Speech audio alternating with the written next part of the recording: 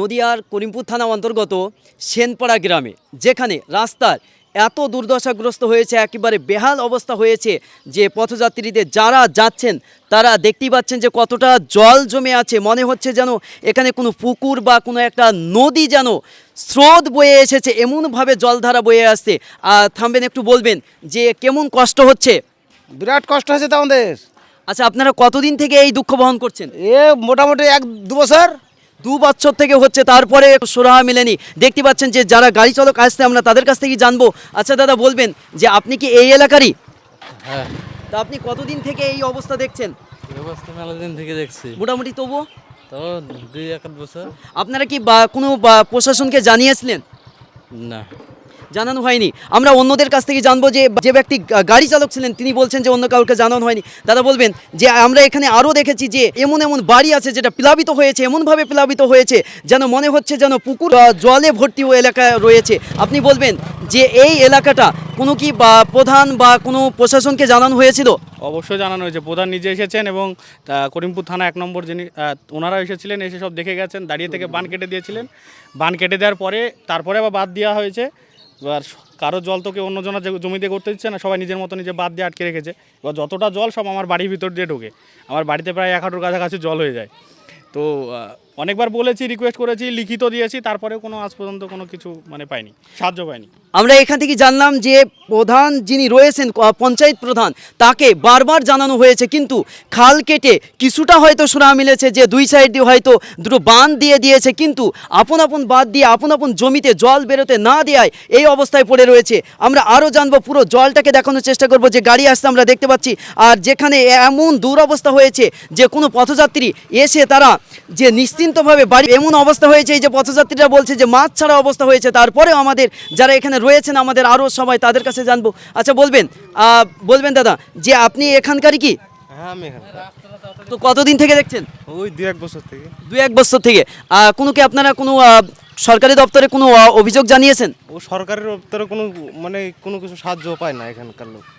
এখানকার লোকে সাহায্য পায় না, এই অভিযোগই দিচ্ছে। প্রশাসনের পক্ষ থেকে কোনো সাহায্য না মিলায় যে বাড়িতে প্লাবিত হয়ে যে জল প্রবেশ করেছিল সেই বাড়িটাও আমরা দেখানোর চেষ্টা করব। ক্যামেরাম্যানকে এইদিকে আসার জন্য বলবো, পুরো জলটাকে একটু দেখানোর জন্য বলবো, এবং আমরা আরও জানবো যে কিভাবে প্লাবিত হয়ে একেবারে জলে মগ্ন হয়েছে এলাকা। দেখে মনে হয় না এইটা একটি রাস্তা, মনে হচ্ছে যেন এই রাস্তায় যে এটা একটা নদী বয়ে চলছে। যেমন বৃষ্টি হলে যেমন বৃষ্টির জল দেখতে পাই বৃষ্টিতে একেবারে বয়ে চলে, সেইভাবেই যেন বয়ে চলেছে। এমনকি ব্যারিকেড দেওয়া মতন ঘিরে রেখেছে, দেখতে পাচ্ছেন 2 সাইডে। ক্যামেরাম্যানকে এই 2 সাইডটা দেখানোর জন্য বলবো যে ওই দিকে মাটি কেটে ওইখানে যেমন তুলে রেখেছে, বাদ দিয়ে রেখেছে, আর এই দিকে নিজের জমিতে বা নিজের বাড়িতে, উপরটা দেখানোর জন্য বলবো, নিজের বাড়িতে যে জল ঢুকে যাবে এই অবস্থা থেকে বাঁচার জন্য তারা নিজেই ইট কাঠ দিয়ে তারা বাঁধিয়ে রেখেছে, একবার বাদ দিয়ে রেখেছে। যে দেখতে পাচ্ছি আমরা যে বাদ দিয়ে রেখেছে এই কারণ থেকে নিজের জমিতে যেন জল প্রবেশ না করে। যারা জল বাথায় খুব নিচু জায়গা, তো ওই জন্য যে নিজের বাড়িতে জল ঢুকে যাবে বলে কি বাদ দেওয়া হয়েছে? হ্যাঁ হ্যাঁ হ্যাঁ। একেবারে আমরা জানতে পাচ্ছি যে এই ঘরে বাস করা ঘরে সেখানে বাস করতে পারছে না, একেবারে এমন অবস্থা হয়ে যাচ্ছে। ক্যামেরাম্যানকে এইদিকে আসার জন্য বলবো যে সরকারি দপ্তর থেকে আপনি কি চাইছেন? সরকারি দপ্তর থেকে আমি তো ফার্স্ট অফ অল আমরা বলেছিলাম একটা ড্রেনের ব্যবস্থা করতে। ড্রেন তো হবে না, আমরা লিখিত দিয়েছিলাম, গ্রামের কিছু লোক দিয়ে সিগনেচার করে জমা দিয়েছিলাম, হয়নি। দ্বিতীয়ত আমি সেদিনকে রিকোয়েস্ট করেছিলাম এখানে 10 গাড়ি পাথর বা আদলা ইট বা ঘ্যাস কিছু ফেলে দিয়ে এই জায়গাটা উঁচু করে দেওয়ার জন্য। তারপরেও কোনো রেসপন্স নেই, ওনারা বলছে আমরা দেখবো, আবার লিখিত দিন, এরকম বিষয়। তো এটা কি আমাদের লং টার্ম এরকমভাবে রাখছে আর কি, এতে কোনো রেসপন্স পাওয়া যাচ্ছে না। তো আমরা যা মনে হচ্ছে এরকমভাবে না, আমাদের তাতে এখানেই মেম্বার কি করে, মেম্বার তো দেখে কোনো লাভ নেই।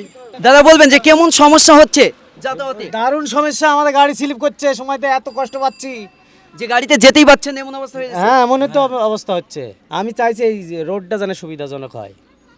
আমরা সবাই এইটুকুই দাবি জানাচ্ছে যে এইটুকুই যে রাস্তাগুলো যেন এমনভাবে রাস্তার মতন রাস্তা হয়ে ওঠে যেন গ্রামবাসী এবং রাস্তায় যারা পথযাত্রীরা যারা রয়েছেন গাড়ি সমস্তরাই যাতে স্বস্তিপূর্ণভাবে যেতে পারে। কেমন সমস্যা হচ্ছে বলবেন? সমস্যা ভালো। যে সরকারি দপ্তর থেকে আপনারা কি চাইছেন? আমরা যাচ্ছি এই জায়গাটা উঁচু হোক, সেটাই চাচ্ছি। সারানো হোক। আর সারানো হোক, সবারই অসুবিধা হচ্ছে জনসাধারণের, এটাই।